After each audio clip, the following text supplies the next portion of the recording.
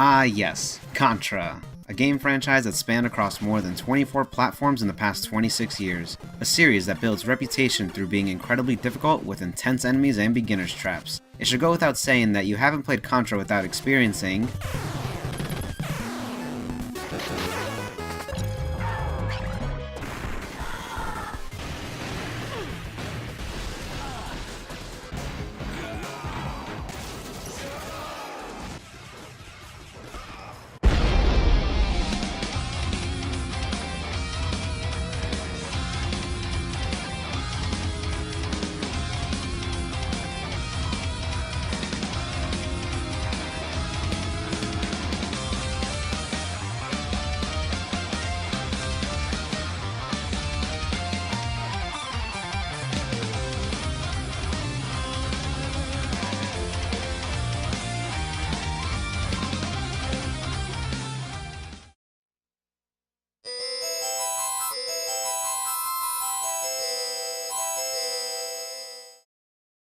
Contra is a run-and-gun series that made its first appearance in 1987, hitting arcades across the world. It was developed by Konami, a Japanese video game company that is well known for Metal Gear, Silent Hill, and Castlevania. Of course, back then, they were more likely known for Gradius and Frogger, which were both big hits in the arcades. Like a lot of Japanese game companies, the arcade was where Konami started its path to becoming a titan of the gaming industry. But back to Contra. Throughout the series, it established a framework for games that would fall under the same genre. Weapon variety, gigantic bosses, beginner's traps, ridiculous amount of projectiles on the screen, and of course the one-hit deaths. For just about all the Contra games, I think Maddox, creator of the best website in the universe, described it best. The key to Contra is not being an idiot. You gotta be really good all the time. Contra would go on to blaze a path for other run-and-gun games like Metal Slug, Alien Hominid, and Gunstar Heroes. A game series that is so popular that Vampire Weekend, a prominent indie rock band, named their second album after the game franchise. In this retrospective series, we're going to look back on the franchise as a whole, from the very beginning to where it went wrong, to its amazing comeback, and where the franchise stands now.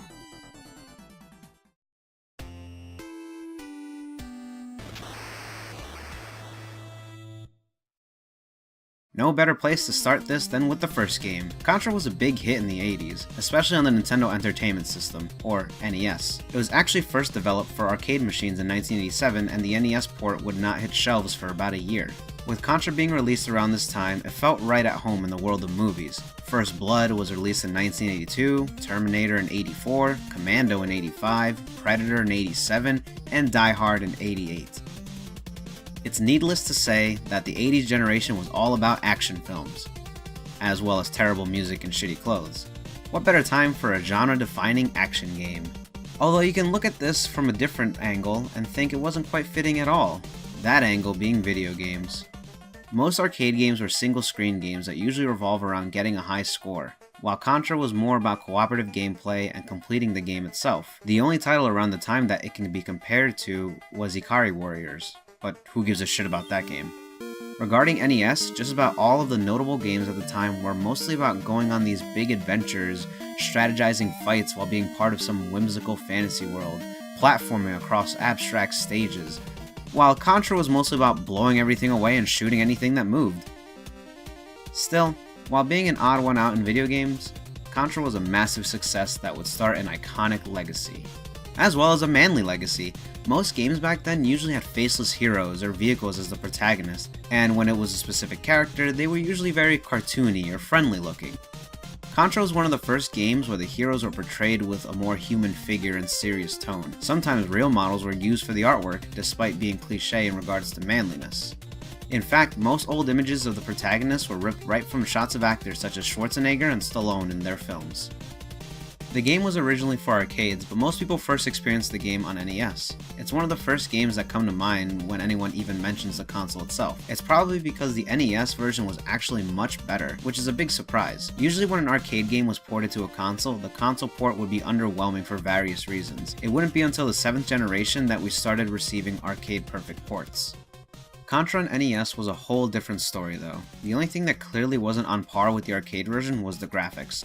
Everything was more detailed in the arcade version. Meanwhile, literally everything else was better on NES. The controls felt more responsive, the resolution didn't suck, and the gameplay felt overall smoother. The comparison between the two versions is a perfect example that better graphics don't make the better game.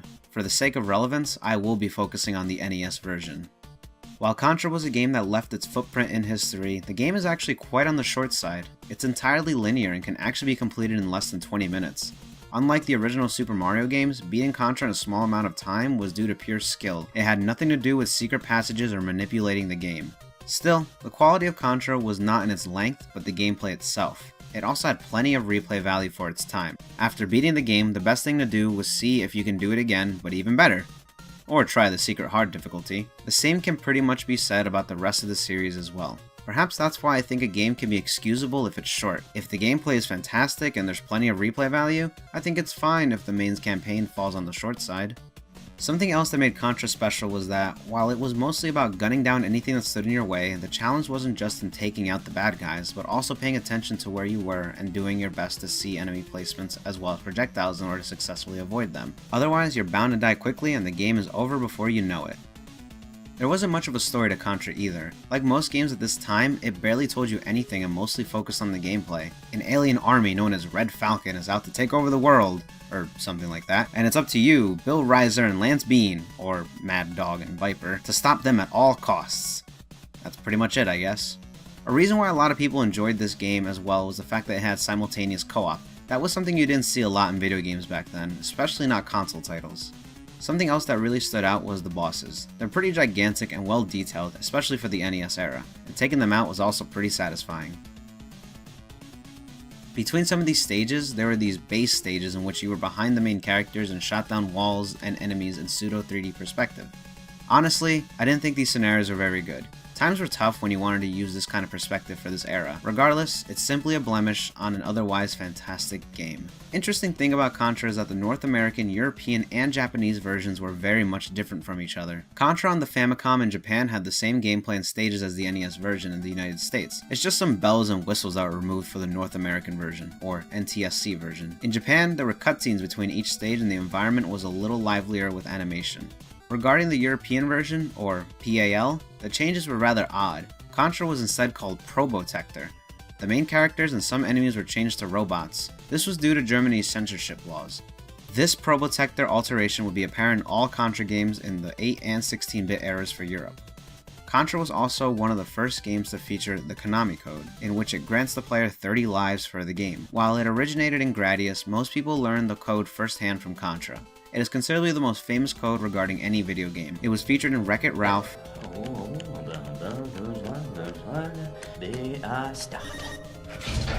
as well as Adventure Time. Up, down, left, right, down, spin. Inputting the code used to even cause the Facebook homepage to bug out, as well as make a certain character appear on the Marvel website. Alternative metal band Deftones also named one of their songs after the famous code. With all this, you have a game that starts a legacy. It took strides in gameplay that was unique and easy to pick up, making it a big hit. Although, surprisingly enough, it has a sequel that not many people are as aware of.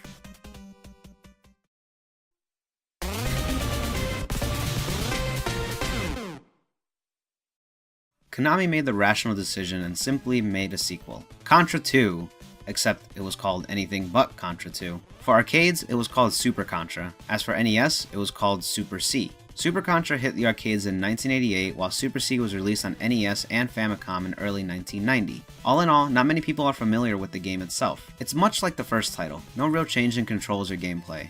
It did have more enemy variety, which is great. Much more of them were tech-based. Big vehicles and machines rather than monsters and aliens. Of course, the otherworldly creatures were mostly saved for the near end. One notable change was that they replaced the base stages with top view stages, which can be very comparable to games like Commando, Ikari Warriors, and Smash TV. Honestly, I think these stages were pretty bad. I can understand that they wanted to change the gameplay up for the sake of variety, but these two isometric stages were the two worst parts of the game. The arcade version had an upgrade system. If you're equipped with one of the special weapons, picking up the same weapon again would make it stronger. Besides that, everything was pretty much status quo. Also, just like the original game, the NES version was clearly better. The arcade version controlled exactly like the previous game, and Super C also had 3 extra stages and even a different final boss. Also, like the first game, the PAL version received the Probotector treatment. The protagonists were robots once again, and it was called Probotector II: Return of the Evil Forces. Super C also contains the first appearance of Emperor Demon Giaba, who would become the most recurring villain for the entire series. What Super C had in store was a competent sequel, nothing more, nothing less. It wasn't a big step forward, but that is something that would be saved for later, specifically for their next official home console release. But before that, we're making a couple of stops.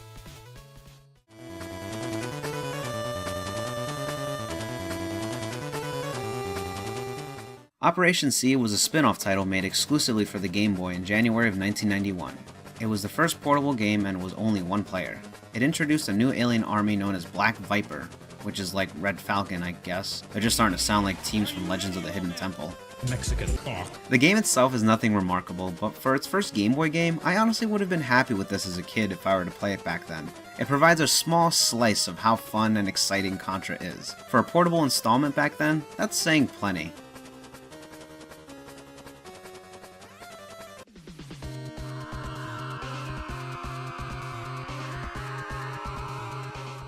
Our next stop is Contra Force for the NES. The game was released in late 1992. It was actually supposed to be called Arkhound, for it was originally not going to be a Contra game. Yeah, can't you tell? They were going to keep the Arkhound name in Japan, but the game was never released anywhere outside of North America. It's a basic 2D shooter, but not nearly as good as the other 2 NES titles. The controls were stiff, aiming was awkward, the game lags horribly when there's more than one enemy on the screen, the design was putrid, and you know what? I don't feel like wasting any more time on this. Let's move on to what Contra had in store for the Super Nintendo.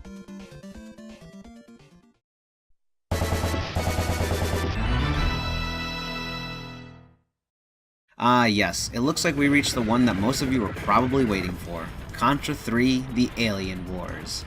It's considered the magnum opus of the franchise, the absolute masterpiece. I don't necessarily agree with that, but I do still love nearly everything about it. Contra Force was actually released months after Contra 3, but I wanted to get that mess out of the way for this video. Contra 3 was exclusive to Super Nintendo and Game Boy in February of 1992.